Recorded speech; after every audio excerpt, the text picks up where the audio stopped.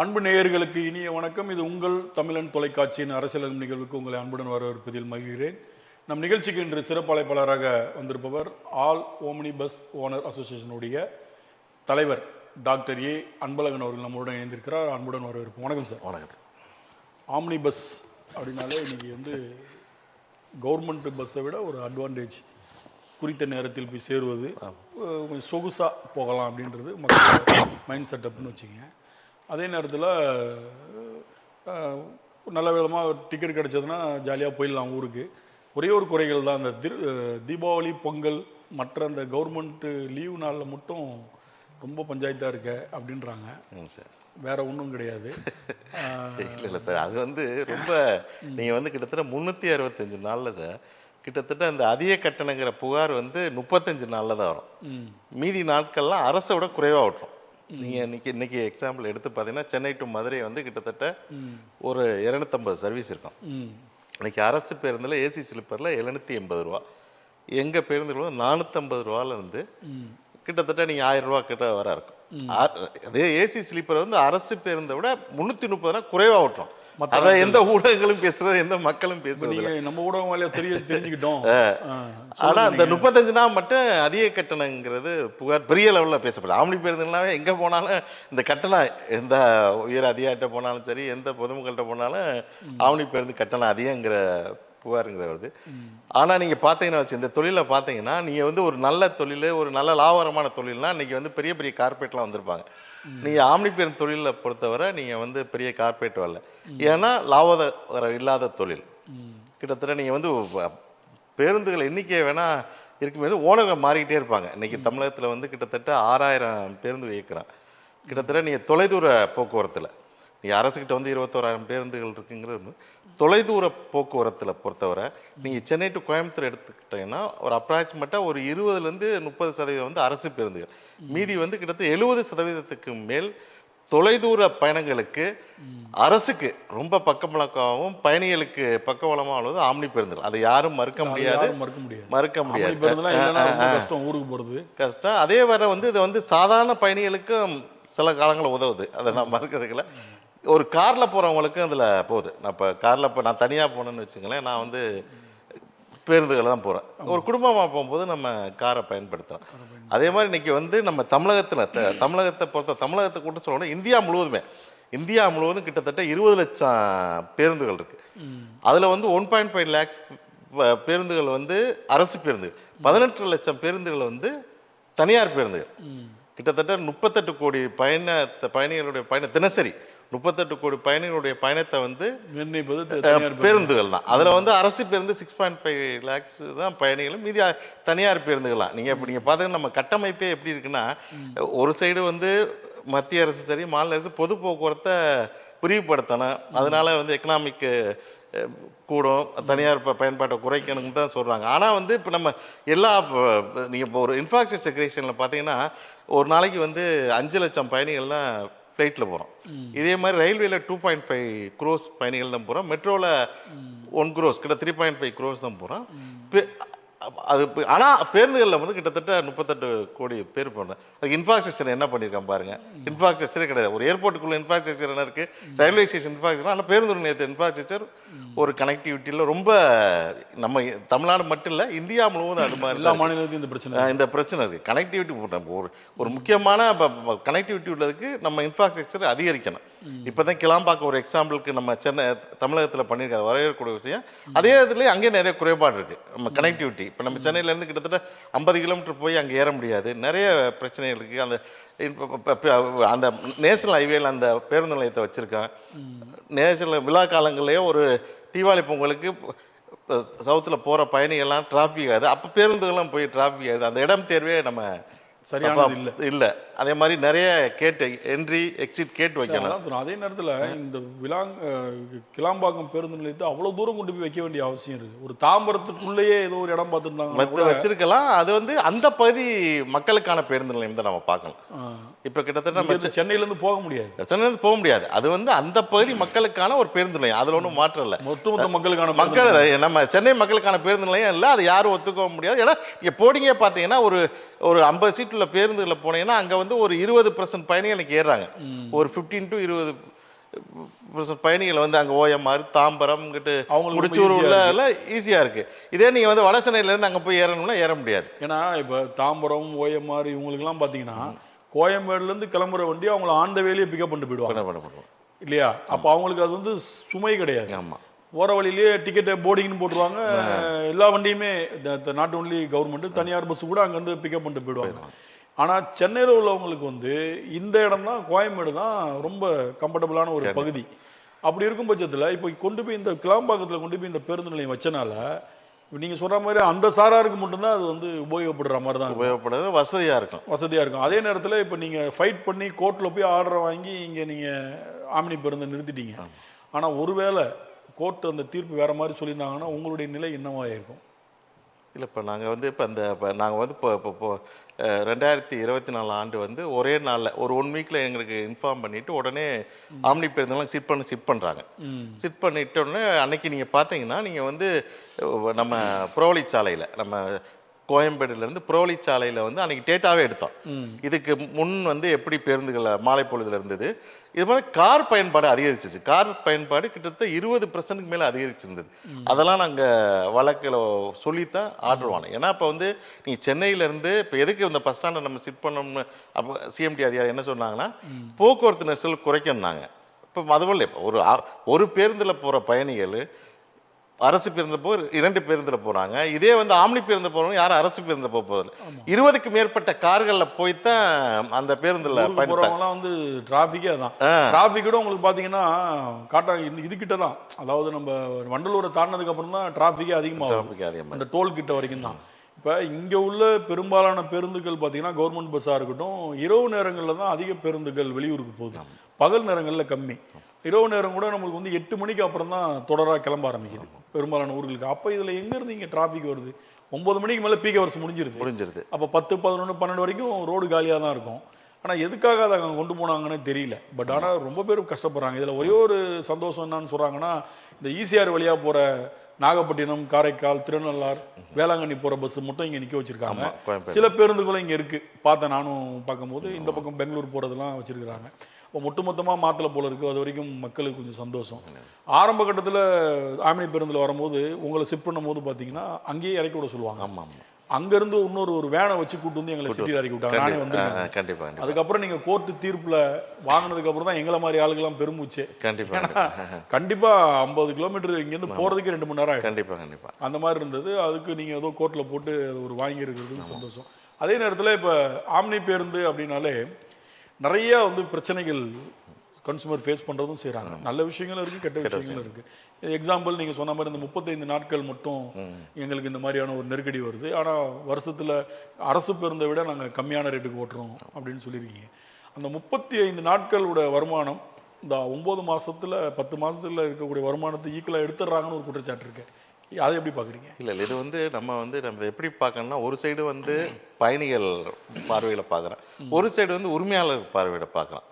நீ பேருந்து உரிமையாளர் பார்வையில் பார்க்குறேன். பேருந்து உரிமையாளரில் வந்தவங்க அப்போ தான் ஆம்னி பேருந்தில் பொறுத்தவரை பெரிய கார்பரேட் இங்கே யாரும் வரல.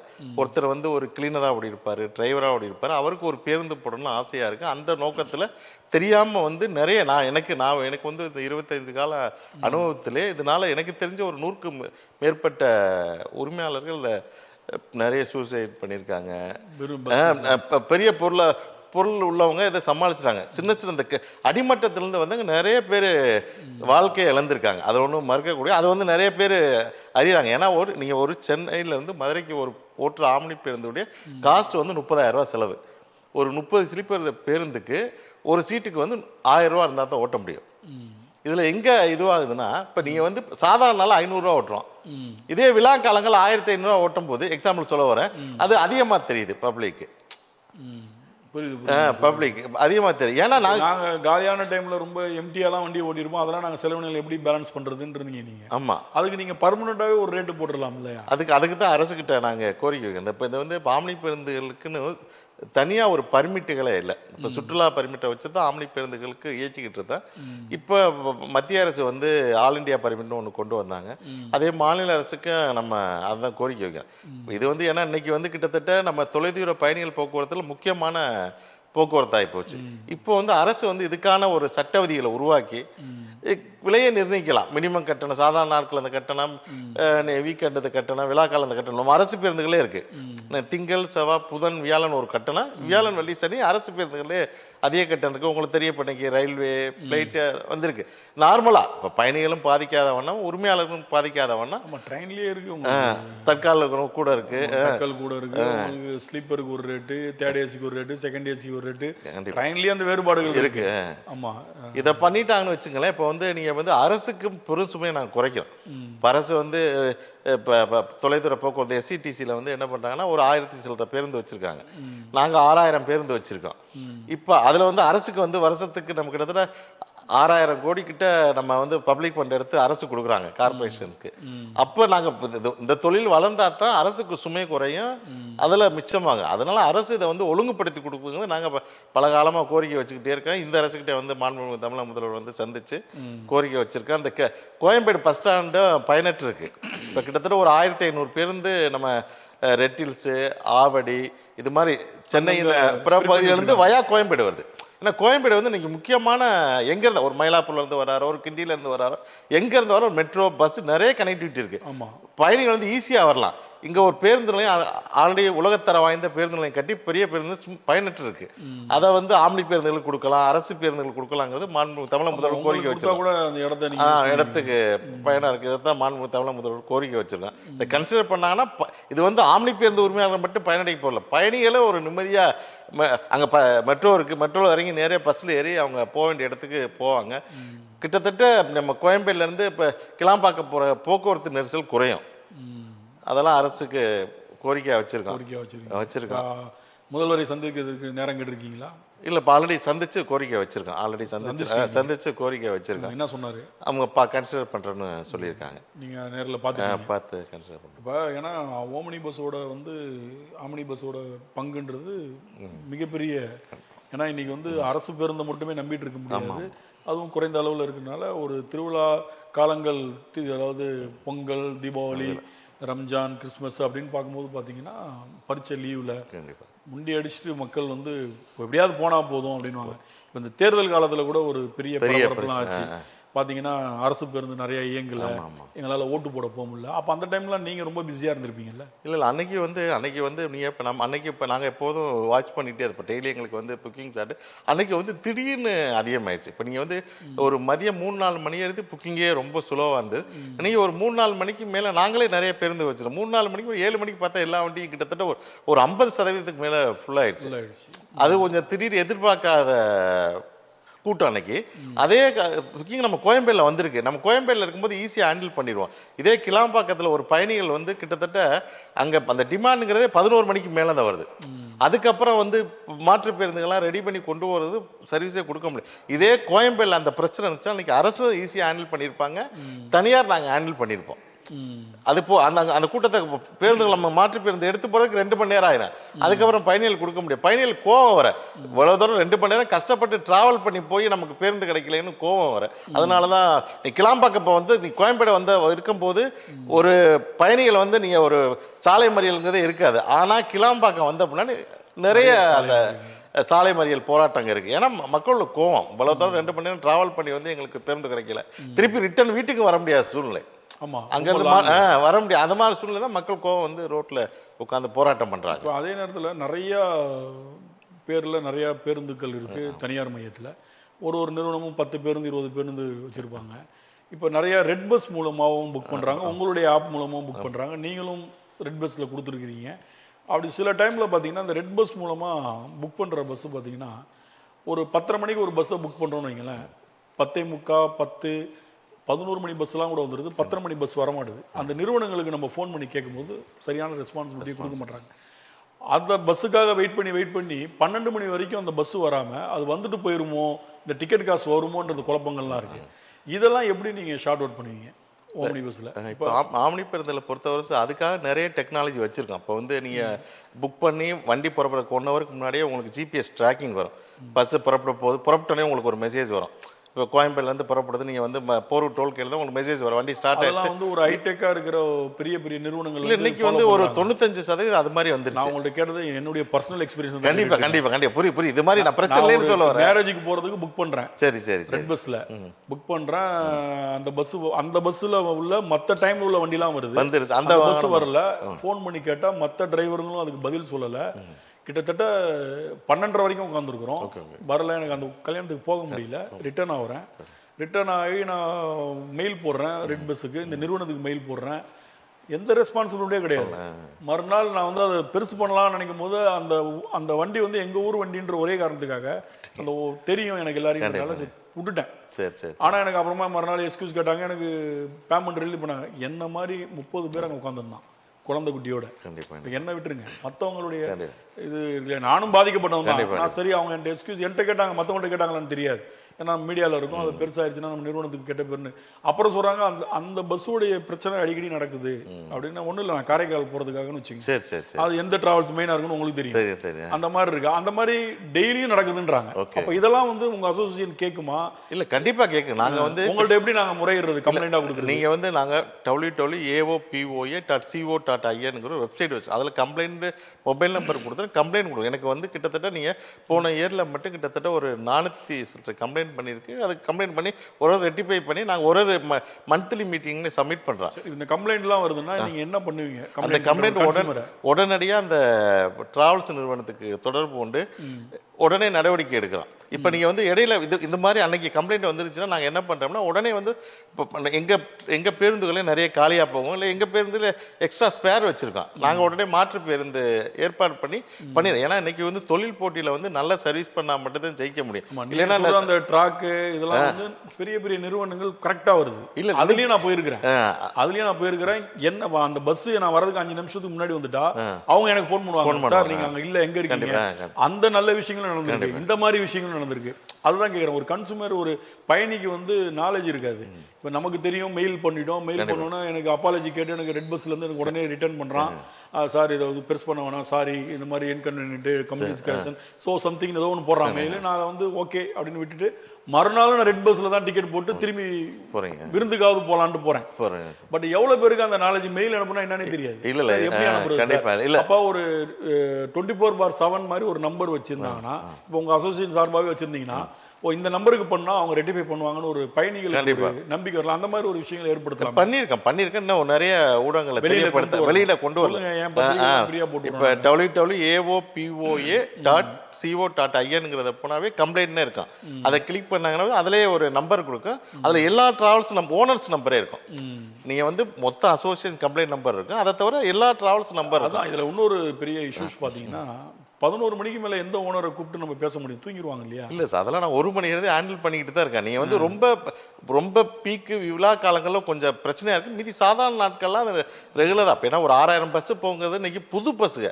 நீங்கள் பழைய பஸ்ஸில் புது பஸ்ஸுலேயே நிறைய டெக்னாலஜி, இந்த PS4லேருந்து PS5 PS6 ஷிப் பண்ணும் போது நிறைய டிஃபிகல்ட்டி எங்களை ஒரு லாஸ்ட் 1 இயராக நிறைய அந்த புது டெக்னாலஜியை அடாப்ட் பண்ண முடியல, நிறைய பிரச்சனை வந்தது. அது டிரைவருக்கு கற்றுக்கணும். அதெல்லாம் ரெட்டிஃபை பண்ணி நிறைய பிரச்சனை வந்தது. அதுக்கெல்லாம் நாங்கள் மாற்று வாகனங்களை வச்சு சரியாக ஹேண்டில் பண்ணியிருக்கோம். அங்கங்கே டெக்னிக்கல் டீம் நீங்கள் பார்த்தீங்கன்னா, நாங்கள் இப்போ உளுந்தூர்பேட்டையில் வந்து அசோசியேஷன் சார்பாக வந்து உளுந்தூர்பேட்டை டோல்கேட் முன்னாடி ஒரு 4 கிலோமீட்டரில் வந்து ஒரு all omni bus owner association motel வச்சிருக்கான். அங்கே வந்து Ashok Leyland, Tata, Bharat buns, AC, Volvo company service centre வச்சிருக்கான். ஸ்பேர் பஸ்ஸஸ் வச்சிருக்கோம். அங்க செயல் ஏதாவதுனா உடனே அந்த நியர்தான் போறதுக்கு அங்க ஒரு டீம் வந்து ஒரு மொபைல் வேன் வச்சிருக்கோம். அதெல்லாம் இப்ப இந்த இதெல்லாம் கடந்த 2 வருஷமா அந்த இதெல்லாம் நல்ல விஷயம். ஏன்னா சில வண்டிகள் பாத்தீங்கன்னா ரிப்பேர் ஆயிடுச்சுன்னா மாற்று வண்டியே வரதில்லை. அந்த மாதிரி திருச்சியில கூட இடையில நீங்க வீடியோ எல்லாம் காணொலியில பாத்துருப்பீங்க. உள்ளே போல இங்கே இறங்கி போங்கன்னு சொல்லிட்டாங்கன்னு வீடியோ எல்லாம் போட்டாங்க. அந்த எலெக்ஷன் டைம்ல லேட்டா போய் நான் காலையில போட வேண்டியதுக்கு சாயந்தரம் போனாங்க, டைமே முடிஞ்சு போச்சு. கம்பெனிலாம் நீங்க பாத்திருப்பீங்க. இப்போ இந்த மாதிரி கம்ப்ளைண்ட் உங்களுக்கு வரும்போது என்ன நடவடிக்கை எடுப்பீங்க? அவங்களை கூப்பிட்டு பனிஷ் பண்ணுவீங்களா, இல்லை காம்ப்ரமைஸ் பண்ணிவிடுவீங்களா, இல்லை ஏதாவது நஷ்டஈடு மாதிரி பண்ணி? இல்லை இப்போ வந்து அசோசியேஷனுக்குங்கிறது பனிஷ் பண்ணுறதுக்கு நமக்கு அதிகாரம். இது வந்து ஒரு உரிமையாளருக்கான வெல்ஃபேர். இதே சமயத்தில் நம்ம தொழிலுக்கும் கெட்ட பேர் வரணும். உங்களுக்கு தெரியும், ஆம்னி பேருந்துனாவே ஒரு மக்கள் மத்தியில் ஒரு நல்ல பெயர் வந்து இப்போதான் உருவாக்கிட்டு இருக்கோம் நல்ல சர்வீஸ். அதை வந்து கெட்ட பேர் வரக்கூடாதுங்கிறதுக்காக நாங்கள் விழா காலங்களில் அந்த கட்டணம் அதிகம் சங்கம் நிர்ணயித்திருக்கோம். ஒரு கட்டணம் வந்து அரசு நிர்ணயிக்காத போதிலும் நாங்கள் சங்கம் வந்து அதிகபட்ச கட்டணம் இதுக்கு மேலே நீங்கள் போடக்கூடாது ஒரு கட்டணம் நிர்ணயம் பண்ணியிருக்கோம். அது அதிகம் போட்டாலும் உடனே இது பண்ணுறோம். வர கம்ப்ளைண்ட்டுக்கு வந்து என்னென்ன இப்போ வண்டி நிறைய இப்போ பார்த்தீங்கன்னா ஒரு லாஸ்ட் இயர்லாம் நிறைய ஃபயர் ஆக்சிடென்ட் நடந்தது. உடனே அது எதனால் நடக்குதுன்னு ஒரு ஆர்என்டி வச்சு டிரைவர்களுக்கெல்லாம் ட்ரைனிங் இது பண்ணக்கூடாது. ஏன்னா அந்த கியர் ராடுக்குள்ள நிறைய துணியை வச்சிருவாங்க. அது இன்ஜின் ஹீட் ஆகி அது ஃபயர் ஆகி 1-2 வண்டி எரிஞ்சது. அதெல்லாம் அவேர்னஸ் பண்ணி இப்போ எவரி 3 மந்த் வந்து அசோசியேஷன் சார்பா நாங்கள் வந்து ஒரு மீட்டிங் வைக்கிறோம். மீட்டிங் வச்சு மெடிக்கல் கேம்ப் டிரைவருக்கு மெடிக்கல் கேம்ப் கண் குறைபாடு உள்ளவங்களுக்கு கண்ணாடி வழங்குறோம். ப்ளஸ் வந்து ஒரு கம்பெனி நிறுவனங்களை வச்சு ட்ரைனிங் 1 or 2 hours ட்ரைனிங் வச்சு அவங்களுக்கு எஜுகேட் பண்ணிக்கிட்டே இருக்கு. ஏன்னா புது டெக்னாலஜி வருது, வாகனத்தை எப்படி இயக்கணும், எலக்ட்ரிக் பேருந்து வந்திருக்கு, அவங்கள எப்படி ஹேண்டில் பண்ணணும், அப்படி புதுசாக வர நாங்கள் ட்ரெயின் பண்ணிக்கிட்டே இருக்கோம். அதை தவிர பெருநிறுவனங்கள் அவங்களே தனியாக ஒரு ட்ரைனிங் டீம்னு வச்சு ஃபாலோ பண்ணுறாங்க. அதை தவிர இப்போ புதுசாக என்ன கொண்டு வந்திருக்கோம், டேஸ்காம்னு ஒரு வந்திருக்கு. இப்போ டேஸ்காம்ங்கிறது ஒரு வாகனத்துலையும் ஆம்னி பேருந்தில் போட்டு இப்போ வந்து வாகனத்தை வந்து ஒரு நம்ம உரிமையாளர் எப்படி கண்காணிக்கிறா அதே மாதிரி அது கண்காணிக்குது. இப்போ டிரைவர் வந்து டயர்ட் ஆயிடுச்சுன்னா, நான் நேற்று ஒரு இன்சிடென்ட் இப்போ குரூப்பில் போட்டு சிக்னல் கொடுக்கும். இப்போ தென்காசிலேருந்து ஒரு வாகனம் வருது, வரும்போது டிரைவர் மதுரை பைபாஸில் வர கொஞ்சம் டயர்ட் ஆகிற மாதிரி இருக்காரு. உடனே அவர் ஓனருக்கு மெசேஜ் வருது, அவருக்கு அலாட் பண்ணுது. அங்கே அவருக்கு டிரைவருக்கு சொல்லுவேன், நீங்கள் தூங்குற மாதிரி இருக்கீங்கன்னு சொல்லுது. சொன்னோடனே அவர் தண்ணி அடிச்சா ஆள்காட்டு போனை ரீல் பார்த்துக்கிட்டே இருந்தா நீ குமிஞ்சு ரோடை கவனிக்கல. அது நான் கண்ட்ரோல் சென்டர் போட்டு பெருநிறுவனம்லாம் பண்ண அசோசியேஷன் பண்ண போறோம். அது மாதிரி வாட்ச் பண்ணிக்கிட்டே இருக்கும் போது உடனே மாற்று டிரைவர் அந்த பேருந்துல என்னன்னா மாற்று டிரைவர் ஓட்ட வைக்கிறோம். அப்ப நீ டயர்டா இருக்க, நீ பகல்ல தூங்கல, அவரை ஓட்ட சொல்ல, நீ தூங்கு, அப்புறம் உளுந்தூர்பேட்டைக்கு அப்புறம் நீ அது மாதிரி கண்காணிக்க. அது மாதிரி நிறைய, ஏன்னா ஒரு வாகனங்கிறது சாதாரணமாக 75 லட்சத்துலேருந்து 2 கோடி ரூபா கிட்ட வாகனம் வரும். அது வந்து அதுக்கு வந்து எங்களுடைய பொருள், அதை கண்காணிக்க வேண்டியது. அதாவது விலை மதிப்பெற்ற உயிர்கள் அதில் இருக்காங்க. கண்டிப்பா விலை மதிப்பெற்ற உயிர்கள் வந்து நமக்கு முக்கியம். டிரைவருடைய வேலை ஓட்டுறது மட்டும் இல்ல, உங்களை நம்பி ஒரு 40-50 பேர் உள்ள இருக்கிறான். கண்டிப்பா 50 குடும்பம் அது. ஆமா, அவன ஹீரோ, டிரைவரை வந்து இங்க ஹீரோ அவங்க தான். நான் பஸ்ல போனோம்னா எங்க ஊர்ல இறங்கணும்னா இறங்கும் போது டிரைவரை பார்த்து தேங்க்ஸ் சொல்லிட்டு தான் போவேன். கண்டிப்பா அது பழக்கமாவே வச்சிருக்கேன். ஏன்னா நிறைய பேர் சொல்றது கூட இல்லை, ஏன்னா அதுல ஒரு புத்துணர்ச்சி வரும். ஏன்னா நம்ம பாதுகாப்பா கொண்டு வந்து விட்டுருக்காரு. ட்ரெயினில் போனால் சொல்ல முடியாது, முன்னாடி இருப்பார். அதனால பஸ்ஸில் நாங்கள் எப்போ ஊருக்கு போனாலும் நாங்கள் இறங்கி நாங்கள் சொல்லிட்டு போகிறோம். அந்த மாதிரி ஒரு கலாச்சாரத்தை கொண்டு வந்தால் பயணிகளுக்கும் டிரைவர்களுக்கும் உள்ள ஒரு நட்பு ரீதியாகவும் ஒன்று இருக்கும் இல்லையா உங்களுக்கு? இப்போ வந்து டிரைவர் எத்தனை வயசு வரைக்கும் நீங்கள் அலோவ் பண்ணுறீங்க ஓட்டுறதுக்கு? இல்லை, இப்போ நீங்கள் ஆம்னி பேருந்துகளை பொறுத்தவரை மினிமம் ஒரு 10 வருஷம் எக்ஸ்பீரியன்ஸ் உள்ள டிரைவர் தான் எடுப்போம். அதே ஒரு 10 வருஷம் ஒரு லாரியோ வேறு மப்சல் பேருந்து ஓட்டுனவங்களும் எடுக்க மாட்டோம். ஏன்னா அது ஃபுல்லாக ஏர் சஸ்பென்ஷன். நம்ம ஆம்னி பேருந்து ஏர் சஸ்பென்ஷன் பக்கத்தில் எவ்வளவு கேப்பில் பிரேக் அடிக்கணும். இப்போ நீங்கள் ஒரு லாரியோ ஒரு மப்சல் பேருந்தோ பிரேக் அங்கே அடித்தா நிற்கும். இது வந்து பாடி ஆடும். நீங்கள் பிரேக் அடித்தோன்னே அந்த பாடி ஆடும்போது வந்து பக்கத்து பேருந்துகளில் மோதும். அதுக்காக அது ட்ரைனிங் கொடுக்குறோம். நாங்கள் வந்தோடனே இப்போ எடுத்தோடனே ஆம்னி பேருந்துல எந்த உரிமையாளரும் ஏற்றிடுறதில்ல. அவருக்கு வந்து ட்ரைனிங் கொடுப்பாங்க. அவர் நல்லா ஓட்டுறாரு. ஒரு நைட்டில், அதுவும் நைட்டில் பழக்கம் மட்டும் இருக்கணும். நைட்டு தான் மெயின். நம்ம கிட்டத்தட்ட 80% மேலே பேர்பட்ட பேருந்து இரவுல தான் ஓட்டலாம். அதில் வந்து இரவுல ஓட்டி பழக்கம் உள்ள ஓட்டுநர் தான் வைக்க முடியும். ஏன்னா இப்போ தூக்கமே இல்லாத ஓட்டுநரை வச்சிட்டோம்னா அவர் தூங்கிட்டாருன்னா பிரச்சனை. இதெல்லாம் நிறைய பிரச்சனை இருக்கு. இன்னொரு சைடு வந்து ஓட்டுநர்கள் பற்றாக்குறை. விளம்பர இடைவெளிக்கு பின்பு மீண்டும் அரசியல் அரங்கம் தொடர்கிறது. இப்போ நீங்கள் சொன்னீங்க டிரைவரே கிடைக்கிறது இல்லை. ஆமாம் ஆமாம். அப்போ நீங்கள் வந்து இப்போ இவ்வளோ 10 வருஷம் ட்ரைனிங் இருக்கணும், இதெல்லாம் இருந்தால் தான் டிரைவராக கொண்டு வரணும். ஏஜ் லிமிட்னு ஏதாவது வச்சுருக்கீங்களா? ஆமாம் சார். எத்தனை வயசு வரைக்கும் அந்த பஸ் ஓட்டலாம்? நார்மலாக நீங்கள் வந்து இப்போ நல்ல எக்ஸ்பீரியன்ஸ் டிரைவர்னா மேபி எக்ஸ்டென்ஷன் வச்சுருப்போம். இன்னும் 60 வயசுக்கு மேலே நாங்கள் கண்ணு பிரச்சனை எப்படி நாங்கள் டெஸ்ட் பண்ணால் கூட அவரால் ஓட்ட முடியாது. என்ன இன்னைக்கு உள்ள வாகனம் எப்படி 60 வயசுக்கு மேலே நாங்கள் வைக்கிறது இல்லை. இப்போ டிரைவர் பற்றாக்குறைனா இனி வரும் காலங்களில் எப்படி கிடைக்கும்? அதுதான் நாங்கள் வந்து தொழிலாளர் நலத்துறை அமைச்சகத்தோட பேசி அதுக்கு வந்து இப்போ நிறைய இதை வந்து வேறு மாதிரி உருவாக்கும். டிரைவர்னாவே வர ஒரு நல்ல ஜாப்னு நினச்சி வரமாட்டேங்க. அதனால் நிறைய அரசோட சேர்ந்து கிட்டத்தட்ட ஒரு இன்ஸ்டியூட் மாதிரி ஃப்ரீயாக ஒரு பாலிடெக்னிக் கல்லூரிகளில் போயிட்டு எடுத்து அவங்களுக்கு ஃப்ரீயாக அரசும் கொடுக்குறது ஃபண்டு, நாங்களும் நிறைய நிறுவனங்களோடு சேர்ந்து ஃப்ரீயாக ட்ரைனிங் கொடுக்குறோம். ஃப்ரீயாக ட்ரைனிங் கொடுத்து அவருக்கு ஃபஸ்ட்டு வந்து சிறு வாகனங்களை ஓட்ட, எங்கள்கிட்ட சிறு பிக்கப் வாகனங்கள் மீதி லோடு வாகனங்கள்லாம் ஓட்ட ட்ரைனிங் கொடுத்து இது மாதிரி இது பண்ணிட்டு இப்போ ஒரு காலேஜ் ஒரு 100 டிரைவர்களை எடுத்து கொடுக்கலாம்னு சொல்லி ஆல்ரெடி முயற்சி பண்ணால் இப்போ புது அரசுனே இந்த முயற்சி பண்ணி டிரைவரை உருவாக்குறதுக்கு முயற்சியும் பண்ண போகிறோம். இல்லை கண்டிப்பாக அது நல்ல விஷயம் தான் நீங்கள் பண்ணுறது. அதே நேரத்தில் இப்போ பெட்ரோல் வண்டி டீசல் வண்டி ஓடும் போது பெரும்பாலும் டீசல் வண்டி தான் இல்லையா? டீசல் வண்டி ஓடும் போது இப்போ அதோடைய விலைகள் ஏற்றம் இறக்கம் இதெல்லாம் இருக்கும். அதை வச்சு நீங்கள் ஒரு விலையை நிர்ணயிப்பீங்க. அது ஏற ஏற டிக்கெட் விலையும் ஏறுன்றது வரும். இப்போ எலக்ட்ரிக்கல் வெஹிக்கிள் நிறையா வந்துகிட்டு இருக்கு. இப்போ அது வரும்போது பொருளாதார ரீதியாக செலவினங்கள் குறையாக தானே இருக்கும். குறையுது. அப்போ டிக்கெட் விலை குறைய வாய்ப்பு இருக்கா? இல்லை, அதான் இப்போ எலக்ட்ரிக் வாகனங்களை பொறுத்தவரை நீங்கள் நம்ம வந்து இப்போ சாதாரண நீங்கள் ஒரு ஏசி ஸ்லீப்பர் பேருந்து வாங்கினோன்னா கிட்டத்தட்ட ஒரு 75 lakhsன்னு வச்சுங்க. இதே நான் வந்து எலக்ட்ரிக் பேருந்து வாங்குறேன்னு வச்சுங்களேன், கிட்டத்தட்ட ஒரு 1 crore 75 lakhs வருது. ஆனால் வந்து இயக்க செலவு வந்து குறைவாக வருது.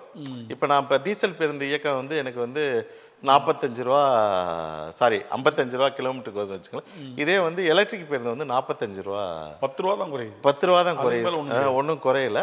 இன்னொன்று வந்து அதில் என்ன பார்த்தீங்கன்னா அந்த மூலதனம் அதிகமாக இருக்குது. இன்னொன்று வங்கிகள் வந்து போதிய அளவில் கடன் வசதி என்ன கொடுக்கல. இன்னொன்று வந்து நம்ம வந்து நீங்கள் இந்தியாவிலே நம்ம பெரிய சிறந்த மாலை எல்லாத்துலேயும் சொல்கிறோம், ஈவியில் வந்து நம்ம ரொம்ப பின்தங்கி இருக்கோம். இப்போ நீங்கள் ஈவி இன்ஃப்ராஸ்ட்ரக்சரே கிடையாது. இப்போ பெங்களூர் சார்ஜ் இன்ஃப்ராஸ்ட்ரக்சரே நம்மள்ட்ட ரொம்ப குறைவாக இருக்குது. இன்ஃப்ராஸ்ட்ரக்சர் பண்ணால் கூட இப்போ நீங்கள் ஒரு ஈவி இன்ஃப்ராஸ்ட்ரக்சர் பண்ணுறதுக்கு ஒரு 1000 kilowatts பவர் வாங்கணும். அதுக்கு வந்து மினிமம் கமிட்மெண்ட் சார்ஜஸ்ன்னு இருக்குது. எந்த மாநிலத்தில் அந்த மினிமம் கமிட்மெண்ட் சார்ஜஸே கிடையாது. நீங்கள் மினிமம் பர் யூனிட் சார்ஜஸே கிடையாது. ஆனால் நம்ம தமிழகத்தில் வந்து 360 ரூபா கமிட்மெண்ட் சார்ஜஸ் இருக்குது. நம்ம ஈவியில் ரொம்ப பின்தங்கி இருக்கோம். ஈவி இன்ஃப்ராஸ்ட்ரக்சரையும் பின்தங்கி, ஈவி வாகனங்களும் ரொம்ப குறைவாக இருக்குது தமிழகத்தில். நான் சொல்றது போல கமர்ஷியல் வாகனங்கள். அரசு சென்ற அரசு பார்த்தீங்கன்னா நிறைய ஈவி வாகனம் தான் லோக்கல் பஸ், ஆமாம், சிட்டிக்குள்ளே ஓடுற பஸ் இறக்கியிருக்கிறாங்க. நிறையா போய்கிட்டு இருக்கு. இப்போ அந்த இன்ஃப்ராஸ்ட்ரக்சர் அவங்க உள்ள பேட்டரி சார்ஜ் பண்ணுறதெல்லாம் பக்கா பண்ணி தான் பண்ணியிருக்காங்க. இப்போ சென்னைக்குள்ள தான் பண்ணியிருக்காங்க. இதை நாங்கள் அந்த உளுந்தூர்பேட்டையில் ஒரு ஈவி இன்ஃப்ராஸ்ட்ரக்சர் பண்ணியிருக்கோம். இப்போ நீங்கள் வந்து கிட்டத்தட்ட நீங்கள் ரேஷியோ பார்த்தீங்கன்னா 6000 பேருந்துகளுக்கு 300 பேருந்து தான் ஈவி பேருந்துகள் எங்கள்கிட்ட இருக்குது. அதுக்கு நாங்கள் உளுந்தூர்பேட்டையில் 360 kilowatts ஸ்பீடு. இப்போ வந்து இப்போ 360 kilowattsனா ½ an hourல சார்ஜ் போட்டுடலாம். நீங்கள் ஒரு பேருந்து வந்து ஒரு 350 கிலோமீட்டர் இயக்கங்கன்னு வச்சுங்களேன். அது இங்கே சென்னையிலேருந்து 200 கிலோமீட்டர் போன பின்னாடி அங்கே போனால் ஒரு ½ an hourல சார்ஜ் இன்ஃப்ராஸ்ட்ரக்சர் போடலாம். இப்போ அடுத்து ஒரு சார்ஜிங் போகிறோம் 1.5 megahertz, அதுக்கடுத்து 15 நிமிஷத்தில் சார்ஜிங் போடலாம். இது வந்து இங்கே தான் பண்ணியிருக்கு. அது தமிழகம் முழுவதும் பண்ணால் மட்டும்தான் இதை வந்து நம்ம இது பண்ணணும். இப்போ ஆல்ரெடி நாங்கள் வந்து பூந்தமல்லியில் ஒரு ஈவி இன்ஃப்ராஸ்ட்ரக்சர் பண்ணுறதுக்காக ஒரு செட்டப் பண்ணியிருக்கோம். கிட்டத்தட்ட 1 month தான் அது ப்ராசஸே நடக்கலை. நம்ம அதை வந்து நாங்கள் தலைமைச் செயலாளருக்கு சொல்லியிருக்கோம். நம்ம ஈவியில் வந்து ரொம்ப பின்தங்கி இருக்கு, கட்டணம் அதிகமாக இருக்குது. இந்தியாவிலே அதிக கட்டணம் உள்ளது நம்ம தமிழ்நாடு தான் ஈவியை பொறுத்தவரை. இதை நாங்கள் புதிய அரசுக்கு சொல்லி நிறைய கோரிக்கை வச்சுருக்கோம், கன்சிடர் பண்ணுறோம்னு சொல்லியிருக்காங்க. அது ஒரு காரணம். நம்ம வந்து ஈவி வாகனங்கள் அதிகமாகிறதுக்கு இது ஒரு காரணமாக இருக்கலாம். ஈவி வாகனங்கள் அதிகமாக இயங்கினா தான் முதலீடுகளும் ஈவி சம்மந்தமாக அங்கே வரும். இப்போ நீங்கள் வந்து இப்போ ஒரு மாநிலத்தை வந்து இப்போ ஒரு ஈவி பஸ் மேனுஃபேக்சரிங் பிளான்ட் ஆரம்பிக்கலாம், அங்கே தேவைகளை அதிகமாக இருந்தால் தான் வரப்போகிறாங்க. அதை புதிய அரசுக்கு சொல்லியிருக்கேன், கன்சிடர் பண்ணுறோம்னு சொல்லியிருக்காங்க. இப்போ ஈவியில் வந்து ஒரு வாட்டி சார்ஜ் போட்டால் எவ்வளோ கிலோமீட்டர் அந்த பஸ்ஸு போகும்? இப்போ 380 கிலோமீட்டர் இயக்கிற மாதிரி பேருந்துகள் வந்திருக்கு. அது இல்லை ஏசி போட்டாலும் என்ன வந்திருக்கு. அதில் முன்னப்பினா இது ஃபஸ்ட்டில் அப்படி 380 கொடுக்குதுன்னு வைங்களேன். நாளடைவில் ஒரு 6 மாதம் 1 வருஷம் அந்த பேருந்து எங்க அதே கெப்பாசிட்டி இருக்குமா, இல்லை ஏதாவது குறைய வாய்ப்பு இருக்கு? இல்லை, குறையும். நம்ம பேட்டரியை பொறுத்தவரை நீங்கள் 500 சைக்கிள் சொல்கிறாங்க, அதுக்கப்புறம் குறைஞ்ச முன்னாடி நீ புது பேட்டரி ரீப்ளேஸ் பண்ணும். அது இப்போ அந்த கம்பெனிக்காரங்களே இப்போ வந்து ஏஎம்சின்னு தனியாக கட்டணம் வாங்குறாங்க. அதுக்கே வாங்குறாங்க. அது முடிஞ்சோடனே அவங்க புது பேட்டரி கொடுத்துட்றாங்க. இப்போ அதே நேரத்தில் இப்போ சாதாரணமாக பஸ் டிரைவருக்கும் இந்த ஓமினி உங்கள் ஆம்னி பஸ்ஸுக்கும் உள்ள டிரைவர் நிறைய வேறுபாடு இருக்குது. ஆமாம். ஏன்னா ஃபஸ்ட்லாம் நாங்களாம் இப்போ பார்த்தோம்னா மேலே உட்காந்து ஓட்டுவாங்க, இப்போலாம் கீழே உட்காந்து ஓட்டுறாங்க. அந்த அளவுக்கு ஹைடெக்கான பஸ்ஸு நீங்கள் சொன்ன மாதிரி டெக்னாலஜியில் நிறையா வந்துருச்சு. இப்போ இவங்களுக்கான சம்பளங்கள் எந்த மாதிரியான சம்பளங்கள் வாங்குறாங்க? இல்லை, இன்னைக்கு சாதாரண ஒரு டிரைவர் வந்து இப்போ ஒரு 26 டூட்டி ஓட்டுனார்னா 50,000 ரூபா கிட்ட சம்பளம். இது நல்ல சம்பளம். இதுவும் வந்து அதிகமாக கொடுக்குற நிறைய நிறுவனம் இருக்காங்க. ஏன்னா இதே வந்து டே நைட் ஓட்டுறாங்க. இப்ப புது பேருந்துகள் எடுத்தோடனே வந்து பகல்லையும் ஓடும், இரவுலையும் ஓடும். போய் நைட்டு போய் காலைல நின்னோட திருப்பி வருவாங்க. அப்பதான் கட்டுப்படி ஆகும். புது பேருந்து இருக்கும்போது வண்டி நல்ல கண்டிஷனா இருக்கும்போது அது பண்ணுவாங்க. ஏன்னா மெயின்டெனன்ஸ் தேவையில்லை. புது பேருந்து இருக்கும்போது அது மாதிரி இருக்கும்போது அவங்களுக்கு இன்னும் அதிகமாக வரும். 1 லட்ச ரூபாலாம் சம்பாதிக்கிற டிரைவர்லாம் மதுரை டு ஹைதராபாத் வரும் 1 லட்சம் சம்பாதிக்கிறவங்க நல்லா நீங்க இப்போ ஒரு நல்ல ஒரு கார்பரேட் சட்டத்தில் சம்பளம் இருக்காங்க, நல்லாவும் இருக்காங்க. இதை வந்து நல்லா முறையா பயன்படுத்தி பயணிகள் டிப்ஸ் நிறைய விஷயம் இருக்கு. ரொம்ப ரொம்ப நல்லா இருக்காங்க, டிரைவர் இருக்காங்க. ஆனா நிறைய பேர் நம்ம இதுக்கு இந்த தப்பாரா பயன்படுத்தி குடிக்க அடிமையாகி வீணா போடுறவங்களும் இருக்காங்க. அது ஒன்று மறுக்கிறதுக்கு இல்லை. இப்போ அதே நேரத்தில் சில கம்பெனி பேருந்துகளில் நம்ம ட்ராவல் பண்ணும்போது பார்த்தீங்கன்னா அர்ஜென்ட்டாக ஒரு யூரின் போகணும் அப்படின்னு சொல்லி போய் சொன்னால் கூட வண்டி இங்கே தான் நிற்கும், இங்கே நிறுத்த மாட்டோம் அப்படின்னு கட்ட நைட்டாக சொல்கிறாங்களே, அது என்ன மாதிரியான இல்லை? அது வந்து நம்ம வந்து எந்த உரிமையாளரும் நிறுத்தக்கூடாதுன்னு சொல்றது இல்லை. நாங்கள் அதுக்காக தான் தேசிய நெடுஞ்சாலை வந்து டோல்கேட்டுக்கு மட்டும் சுத்தமான டாய்லெட் பண்ணி கொடுங்க. நாங்கள் ஒரே நம்ம ரீஜனல் ஆஃபீஸை போட்டு நிறைய கோரிக்கை வச்சுட்டு இருக்கோம். அது இன்னும் ஒரு இன்ஃப்ராஸ்ட்ரக்சர் சரியாக பண்ணல. ஒரு சில டோல்கேட்டில் நல்ல சுத்தமான கழிவறை இருக்குது, பல டோல்கேட்டில் சுத்தமான கழிவறையே இல்லை. அதனால நாங்கள் வந்து இப்போ செங்கல்பட்டு தாண்டோன்னே பேருந்து நிறுத்தி அவனோட ஒரு இது கட்டியிருப்பாங்க, புதுசாக ஒன்று கட்டியிருப்பாங்க. அது நாங்கள் அவ்வளோ சண்டை போட்டு அதை கட்ட வச்சோம்.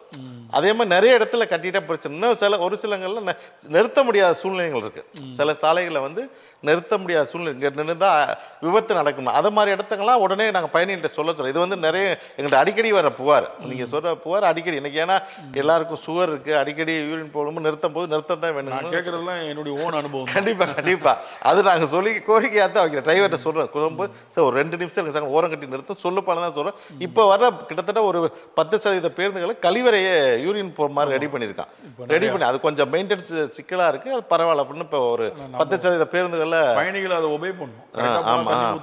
உள்ள ஸ்மெல் வரும், அதெல்லாம் பண்ணணும். ஏன்னா நமக்கு ஹைடெக்கா அவங்க பண்ணும்போது பயணிகளும் பேருந்தோட ஓனர்களுக்கும் பேருந்துகளுக்கும் ஒத்துழைப்பு தந்தா தானே எந்த திட்டமும் சக்சஸ் ஆகும். கண்டிப்பா. இப்போ அதே நேரத்தில் பார்த்தீங்கன்னா ஒரு மிகப்பெரிய இந்த ஒர்க்குக்கெல்லாம் ஒரு பெரிய டிராபேக்னு சொல்றது கொரோனா. இந்த கொரோனா காலத்தில் கிட்டத்தட்ட 1 வருஷத்துக்கு மேல வண்டிகள் ஓடல. 21 மாதங்கள். 21 மாதம் ஓட்டல. அது பெரிய. அப்பெல்லாம் உங்களை மாதிரி ஓனர்கள்லாம் பாதி பேர் போயிருப்பாங்க இந்த ஃபீல்டு விட்டு. டியூ கட்டணும், அது இது பஞ்சாயத்து. அந்த நேரங்களில் இந்த பேங்கோட நெருக்கடிகள்லாம் இருந்ததா, இல்லை லிபரலாக விட்டாங்களா, இல்லை என்ன மாதிரி? இல்லை, பேங்க் வந்து இப்போ நெருக்கடினா அன்னைக்கு மத்திய அரசு நிறைய கொள்கையெல்லாம் அறிவிச்சிருந்தாங்க.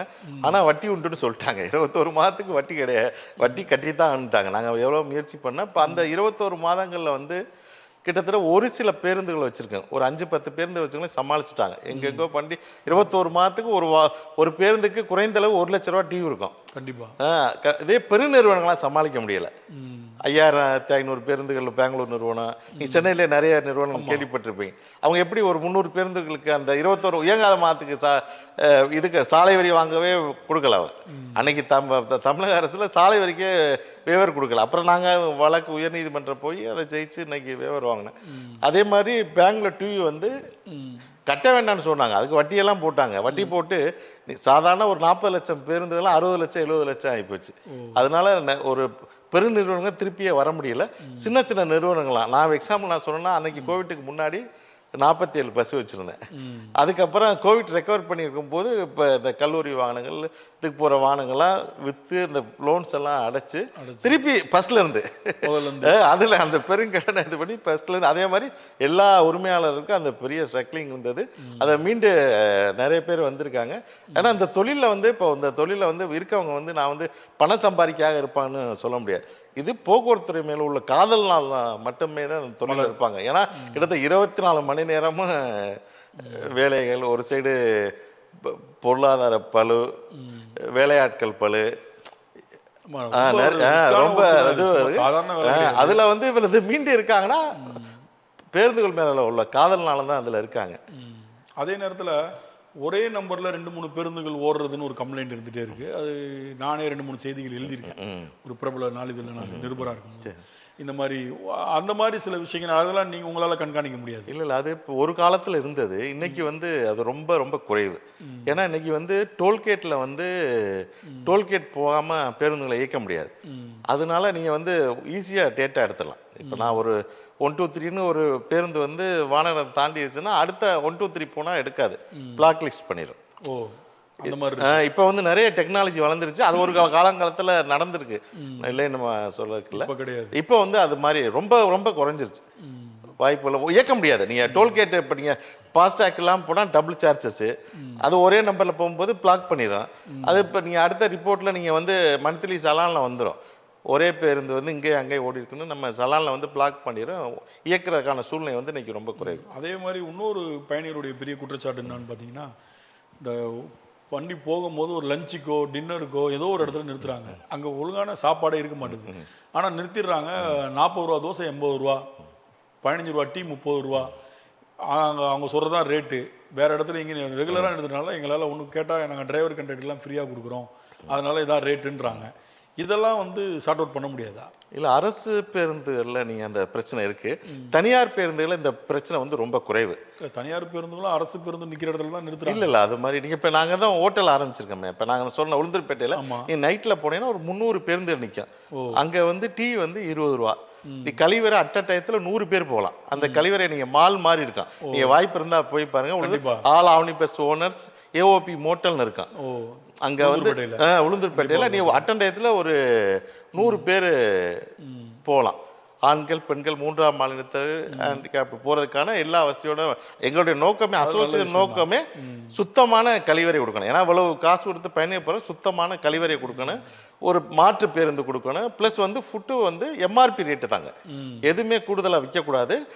அதை தவிர நாங்கள் வெளியே செலக்ட் பண்ணுற ஹோட்டலே இன்னைக்கு வந்து கிட்டத்தட்ட மேக்சிமம் வந்து எம்ஆர்பி ரேட்டில் தான் விற்கணும் தான் நாங்கள் வண்டியை நிறுத்துவோம். ரெகுலராக நிறுத்துறோம்னா இன்னைக்கு இப்போ அரசு பேருந்துகள் நிறுத்துற இடத்துல தான் பிரச்சனை அதிகமாக இருக்கு. ஒரு சில நீங்கள் எங்கேயும் ஒன்றும் கூட இல்லைன்னு சொல்ல முடியாது. ஒரு சில ஓட்டுநர்கள் இப்போ நாங்கள் இதுவே நாங்கள் நிறைய கண்காணிக்கிறோம். இப்போ எங்கள் ஹோட்டல் நாங்கள் வச்சிருக்கோமே, ஓட்டுநர்கள் ஒரு சில நாளைக்கு வேற இடத்துல நிற்கிறாங்க.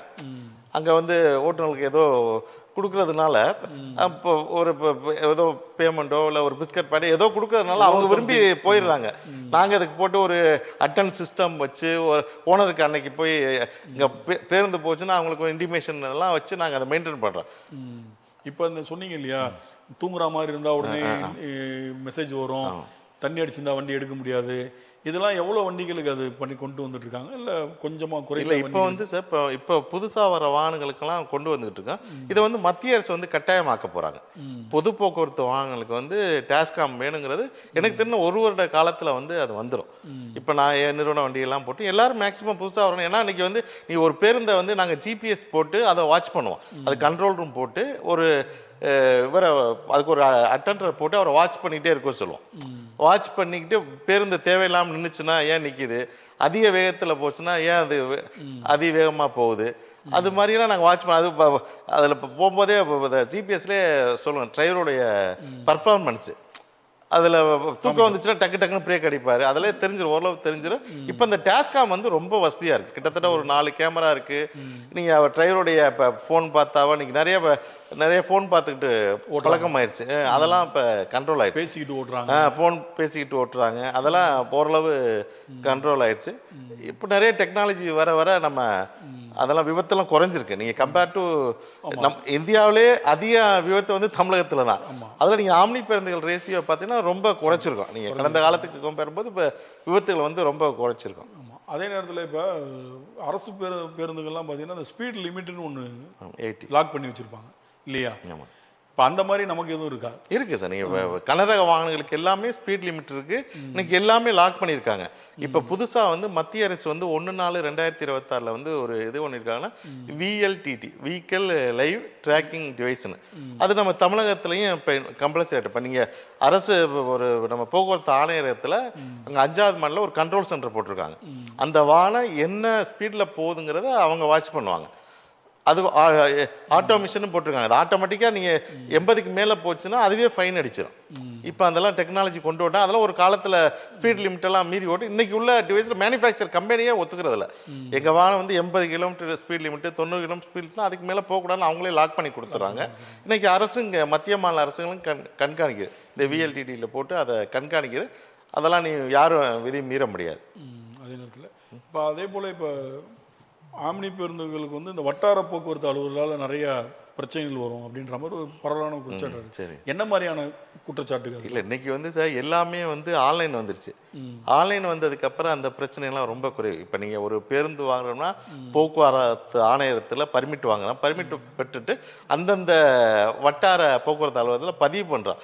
இதுல வந்து நம்ம 1988 மோட்டார் வாகன விதி என்ன இருந்துச்சோ அதே பழசா இருக்கு. இப்போ நீங்க இதை வந்து ஒரு ஆந்திராவில் போய் நீங்க ஒரு பேருந்து வாங்கினீங்கன்னு வச்சுக்கோங்க, இன்னைக்கு வாங்கிட்டு போனா நாளைக்கு வண்டி ஓட்டலாம். இது தமிழகத்துல வந்து ஓட்டுற மாதிரி சூழ்நிலை இல்லை. நீங்க ஒரு ஆம்னி பேருந்து வாங்கிட்டு வந்தீங்கன்னா ஃபர்ஸ்ட் வந்து பர்மிட் அப்ளை பண்ணோம். போக்குவரத்து ஆணையத்தில் அப்ளை பண்ணா அவர் அந்த கன்சர்ன் ஆர்டிஓ அனுப்பிச்சு இவர் இந்த இடத்துல இருக்காரா, இவர் சாலை வரி கட்ட தகுதியானவர், இன்னும் ஓல்டு சிஸ்டமே இருக்கு. குறைந்த அளவு தமிழகத்தில் ஆம்னி வாங்கிட்டாரு. அதுக்கப்புறம் நான் விசாரிக்கிறேன், 1 மாதம் ஆகும். அதைத்தான் நாங்க வந்து பழைய விதியெல்லாம் ஈஸியா மாத்துங்கன்னு கேட்கிறோம். எல்லாம் இப்ப இன்னைக்கு வந்து லஞ்ச லாவணியம் குறைக்கணும், அரசு கொள்கையில் லஞ்ச லாவணியம் குறைக்கணும். அதுக்கு லஞ்ச லாவணியம் குறைக்கிறதுக்குன்னா எல்லாத்தையும் ஆன்லைன் பண்ணிவிடணும். ஆன்லைன் பண்ணாவே நமக்கு ஆட்கள் குறைவாக தேவைப்படும், லஞ்ச லாவணியம் குறைஞ்சிரும். இதெல்லாம் வந்து நம்ம தமிழகத்தில் குறிப்பாக போக்குவரத்து துறையில் இன்னும் பழைய சிஸ்டங்கள் இருக்குது, அதை வந்து புதுசாக மாற்றணுங்கிறத நாங்கள் ஒரு கூட்டத்தில் இருக்கிற நம்ம போக்குவரத்து துறை அமைச்சர் என்ன மாதிரியான விஷயங்கள்லாம் முன்னெடுத்திருக்காரு? இப்போ இந்த 40-50 நாளில் ஏதாவது பஸ்ஸுங்களுக்கு ஃப்ளெக்சிபிளாக ஏதாவது பண்ணியிருக்காரா? இல்லை இப்போ புதுசாக வந்திருக்க அரசு வந்திருக்காங்க. நாங்கள் வந்து அவங்கள போய் கட்டசி பார்த்துட்டு வந்தோம். எங்களுக்குள்ள கோரிக்கையை இப்போ தான் வச்சுருக்கோம். இப்போ கடந்த 40-50 நாளுக்கு மேலாது எங்களுக்கு கோரிக்கையை இப்போ தான் வச்சுருக்கோம். அவங்க பரிசீலிச்சுக்கிட்டு இருக்காங்க. இப்போ வந்து பரிசீலித்து எல்லாம் பண்ணி கொடுங்க நம்பிக்கையோடு தான் இருக்கோம். நாங்கள் அந்த மோட்டார் வாகன ஆம்னி பேருந்துகளுக்கு தனி பர்மிட் கொண்டு வரணும். ப்ளஸ் வந்து எல்லாம் ஆன்லைன் பண்ணணும். இப்போ மேனுவலாக உட்காந்து நம்ம பண்ணிக்கிட்டு இருக்கிறத விட்டுட்டு எல்லாம் ஆன்லைன் சிஸ்டம் கொண்டு வரணும். இன்னைக்கு எல்லாமே ஆதார் பேஸ்டு இருக்கு. ஆதார் பேஸ் எதுவும் யாரும் ஏமாற்ற முடியாது. கிட்டத்தட்ட 70-80 லட்சம் பேருந்துகள் ரிஜிஸ்டர் பண்ணும்போது யாரும் தப்பு பண்ண போறதில்லை. அதனால ஆன்லைன் பண்ணி லஞ்ச லாவணியத்தை குறைக்கணும். அது எங்கள் முக்கிய கோரிக்கையா இருக்கு. அரசுக்கு மாண்பு போக்குவரத்துறை அமைச்சர் அவர்களையும் சந்திச்சா, முதல்வர்களையும் சந்திச்சிருக்கோம். அவங்க வந்து பரிசீலனை பண்ணி சொல்லணும்னு இருக்காங்க. முக்கிய நம்ம வந்து சென்னை மக்கள் முக்கிய கோரிக்கையா கோயம்பேடு பேருந்து நிலையம் பயனற்று இருக்கு, அதை வந்து மக்கள் பயன்பாட்டுக்கு கொண்டு வரங்கிறது தான் முக்கிய கோரிக்கை. அதை மாண்பு தமிழர்களும் கன்சிடர் பண்ணாருன்னா இங்குள்ள சென்னை வாழ் மக்கள் வந்து ரொம்ப பயனடைவாங்க. அதை அரசு வந்து கன்சிடர் பண்ணணும். அதே நேரத்தில் இன்னொரு குற்றச்சாட்டு பரவலாக நீங்கள் ஆன்லைனில் வந்திருக்கும், நீங்கள் பார்த்துருப்பீங்க. இப்போ இந்த படுத்துட்டு போகிற ஆம்னி பேருந்தில் வந்து நிறைய காதலர்களுடைய தொல்லை அப்படின்ற ஒரு குற்றச்சாட்டு அந்த பேருந்து ஓட்டுநர் நடத்துனரே வீடியோலாம் இருக்கு யூடியூப்ல. ஆமா சார், ஏறிடுவாங்க, உட்காந்துருவாங்க, ஸ்கிரீனை மூடிப்பாங்க, அடுத்ததுலேயே நாங்கள் அர்ஜென்ட்டாக ஃபோன் வந்துச்சுன்னா இறங்கிடுவாங்க, இப்படிலாம் இருக்கு சார், நாங்கள் அதை உள்ள இருந்து தப்பான பொருள்லாம் எடுத்துருக்கோம். இதெல்லாம் வந்து ரிஸ்ட்ரிக்ட் பண்ண முடியாது நம்மளால? இல்லை, இது வந்து தனிநபர், நம்ம வந்து ஒரு தனிநபர் இதில் வந்து அது நீங்கள் ரயில்வேல நடக்குது, இதெல்லாம் நடக்குது. இதில் வந்து ரொம்ப நீங்கள் குறைவு அது மாதிரிலாம் ரொம்ப இப்போ சில ஊடகங்கள்லாம் சில ஊடகங்களை ரொம்ப இப்போ பிகப்படுத்து, அதெல்லாம் ரொம்ப ரேர் சார். இன்னைக்கு கிட்டத்தட்ட நீங்கள் ஒரு 4 லட்சம் பயணிகள் போகிறான்னு வச்சுங்களேன், 1-2 நடக்குமே ஒழிஞ்சு பெரிய லெவலில் நீங்கள் எதிர்பார்க்க லெவலில் கிடையாது. ஏன்னா பேருந்துகளில் வந்து அவ்வளோ பாதுகாப்பானதெல்லாம் கிடையாது. டக்குன்னு ஸ்க்ரீனை ஓப்பன் பண்ணால் இதுவாக இருக்கு. அது ரொம்ப ரேர் கேஸ். இல்லை, இந்த மாதிரி வீடியோ வந்ததை வச்சு அது வந்தது. நான் ஊடகங்கள்லாம் பார்த்துருக்கேன், செய்தியெல்லாம் பார்த்துருக்கேன். நம்ம டிரைவர்களும் சொல்கிறாங்க இது மாதிரி கிடந்ததுன்னு சொல்லுவாங்க. நான் அது வந்து ரொம்ப ரேரு, குறைவு. அதை போய் நம்ம அவ்வளோ கன்சிடர் பண்ணணுமாங்கிறது தேவை. இனி வரும் காலங்களில் அதுக்கு ஒரு ஸ்ட்ரிக்டான ஒரு ஆர்டர் போடுவீங்களா அப்படின்னு கேட்குறேன். வேற அது நாங்கள் ஏன்னா இது வராங்க போகிறாங்கன்றதை தாண்டி உள்ளுக்குள்ள ஏதோ ஒரு இஷ்யூ நடக்குது, வாயை பற்றி ஏதோ ஒன்று பண்ணிட்டு ஓடி போயிட்டான் அப்படின்னா நம்மளால கண்டுபிடிக்க முடியாது. அதுக்கான ஒரு இதுதான். 2 கிலோ ஒரு பெண்ணும் ஒரு பையனும் சீட் புக் பண்ணிருக்காங்க, பெர்த் டபுள் பெர்த்னா அது ஏறும் போதுமே சில கொஸ்டின்ஸ் வைக்கிறது. நீங்க அது மாதிரியே பண்றது இல்ல. நீங்க அதுல வந்து ஒரு இதை சொல்லணுமாங்கிறதே தெரியல எனக்கு. நீங்க வந்து 2 ஆண்களே புக் பண்ணிருக்காங்க, போனோடனே அங்க டிக்கெட்டே மாத்திக்கிறாங்க. அது மாதிரி எல்லாம் ஒரு சில நடக்குது. வந்து நான் ரேசியோ வந்து ரொம்ப குறைவு. அது மாதிரி நீங்க வந்து நாங்க வந்து அந்த மோட்டல்ல நின்று பேருந்து புறப்படுறதுக்கு முன்னாடி அந்த சீட்டை ஓபன் பண்ணி பார்க்கல, எல்லாரும் பயணிகளை வர்றாங்க, அதுவே பயணிகள் ஒத்துக்க மாட்டேங்கிறாங்க. என் பிரைவசி இருக்கு, நீ வாட்டி உள்ள திறந்து பாக்குற. அது மாதிரி நிறைய கம்ப்ளைண்ட் வருது எங்களுக்கு, ரெகுலரா வர்ற கம்ப்ளைண்ட். திருடனா பார்த்து திருடனா ஒன்றும் பண்ண முடியாது. இல்லை, அது வந்து நம்ம பயணிகள் தான் ஒத்துழைக்கணும். பயணிகள் தான் ஒத்துழைக்கணும். நம்ம அவங்களுக்கு வேற என்ன மாதிரியான குறைகள் இருக்கு சார் அரசுக்கு நீங்க சொல்றதுக்கு? ரொம்ப ஷார்ட்டா சொல்லுங்க. இல்லை, அரசு வந்து இது வந்து பொது போக்குவரத்தை வந்து மத்திய மாநில அரசு வந்து பொது போக்குவரத்தை ஊக்குவிக்கணும்னு சொல்லி எல்லா கொள்கையும் பண்றாங்க. நம்ம சுற்றுச்சூழல் மாசை குறைக்கணும்னு சொல்லிட்டு. ஆனா வந்து இங்க வந்து அதுக்குள்ள இன்ஃப்ராஸ்ட்ரக்சரே இல்லை. நீங்க பொது போக்குவரத்தை ஊக்குவிக்கணும்னா பேருந்துகளை ஓட்ட அனுமதிக்கணும். நீ பேருந்துகளை தூக்கி வெளியே போட்டு பொது போக்குவரத்து எப்படி இது ஒன்று நம்ம தனிநபர் வாகன பயன்பாட்டை குறைச்சு பொது போக்குவரத்தை இன்க்ரீஸ் பண்ண தான் நோக்கம். மத்திய மாநில அரசு இது வந்து சிடிபி ரேட்டு இன்க்ரீஸ் ஆகுது, நமக்கு பொருளாதார டீசல் பற்றாக்குறை எவ்வளவு பிரச்சனை. மாண்பு பிரதமர் அவர்களே போன மாதம் இந்த டீசல் பற்றாக்குறை போது சொன்னார், பொது போக்குவரத்து வாகனங்களை பயன்படுத்துங்க, தனிநபர் வாகனங்களை குறைங்கன்னு சொன்னார். ஏன்னா நமக்கு டீசல் மூலியமா அந்நிய செலவாணி நிறைய இருக்கு. அதுக்கான இன்ஃப்ராஸ்ட்ரக்சரை மத்திய மாநில அரசுகள் பண்ணவே இல்லை. சொல்றாங்க இப்போ நம்ம சுற்றுச்சூழல் மாச குறைக்கணும் PS4 PS6 வாகனம் இது பண்றாங்க. இன்னொரு சைடு பார்த்தா நம்ம காரு ஓட்டுறதுக்கு பயன்படும். நீங்க இங்க சென்னையில் பார்த்தீங்கன்னா ஒரு ஏர்போர்ட்ல ஒரு நாளைக்கு வந்து 60 பேருந்துகள் போய் பயணிகளை பிக்கப் பண்ணுது. இதே ஒரு சென்ட்ரல் ரயில்வே ஸ்டேஷன்ல ஒரு 20-30 பேருந்துகள் அதுக்குள்ள இன்ஃப்ராஸ்ட்ரக்சர் ஒன்று. எந்த சுற்றுலா தலங்களையும் ஒரு பேருந்து நிலையத்திற்கான இன்ஃப்ராஸ்ட்ரக்சரே இல்லை. நீ இதே வெளிநாடுகளில் போய் பார்த்தீங்கன்னா ஃபர்ஸ்ட் பண்ண வேண்டியது வந்து ஃபர்ஸ்ட் பேருந்து நிலையத்திற்கான இன்ஃப்ராஸ்ட்ரக்சர், அதுக்கப்புறம் தான் காருக்கே போவாங்க. ஆனால் இங்கே நம்ம இந்தியாவில் வந்து வேறு விதமாக இருக்குது. ஃபஸ்ட்டு கார் நிறுத்துகிற 2 வீலர் கார் நிறுத்த இன்ஃப்ராஸ்ட்ரக்சர் தான் இருக்குது, பொது போக்குவரத்து வாங்க இன்ஃப்ராஸ்ட்ரக்சரே இல்லை. நம்ம கொள்கையை மாற்றணும். அதை வந்து மத்திய மாநில அரசு இது மாற்றாதான் மீதி எதுவும் மாற்ற முடியும். கண்டிப்பாக சார். இவ்வளோ நேரம் உங்கள் நேரத்தை ஒதுக்கி, அதாவது தனியார் பேருந்துனாலே ஐயோ அப்படின்னு நினச்சவங்களுக்குலாம் இந்த பேட்டி மூலியமா சரி இவங்களுக்கும் இவ்வளோ பிரச்சனை இருக்கா அப்படின்றத கண்டிப்பாக பயணிகள் தெரிஞ்சிருப்பாங்க. இன்னும் உங்கள் கோரிக்கைகள் நிறையா நீங்கள் அரசுக்கு கொடுத்துருக்கீங்க, புது அரசுக்கும். கண்டிப்பாக அந்த கோரிக்கைகள்லாம் புதிதாக வந்திருக்கிற திரு ஜோசப் விஜய் அவர்கள் தலைமையில் இருக்கக்கூடிய இந்த அரசு வந்து செவிசாய்த்து உங்களுக்கு சரி பண்ணுவாங்கன்னு நம்ம நம்புவோம். மீண்டும் அடுத்த ஒரு நிகழ்ச்சியில் உங்கள் நேரத்தை ஒதுக்கி வந்ததுக்கு ரொம்ப நன்றி சார். நன்றி. மீண்டும் அடுத்த அரசியல் நிகழ்வில் மற்றொரு சிறப்பு அழைப்பாளருடன் உங்களை சந்திக்கும் வரை நன்றி கூறி விடைபெறுகிறேன். நன்றி, வணக்கம்.